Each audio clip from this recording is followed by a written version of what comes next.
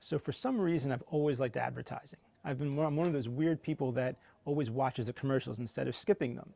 And one of the things I really like about teaching at Loyola is that I get to teach what I'm interested in. I get to teach what I love. And so in my courses, I try to convince students to be as into advertisements as I am. And so in one of my courses in advertising copywriting, I teach students how to write and develop their first advertisements. They learn how to be strategic about what they're doing, and they don't just try to create ads that are cool or pretty, but ads that actually have some really deep meaning and connect to the brand.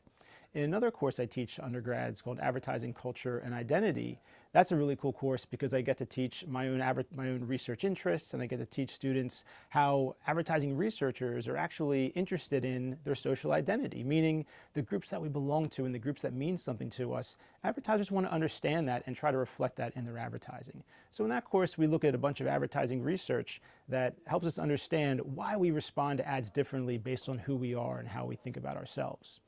And finally, I teach a class in our graduate program called Emerging Media in Strategic Communication.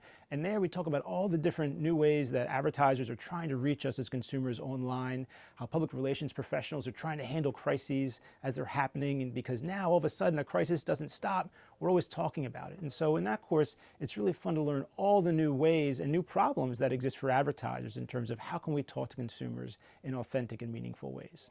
And so overall, I really do whatever I can to try to convince students that advertising can be cool and it's helpful and fun to watch the commercials.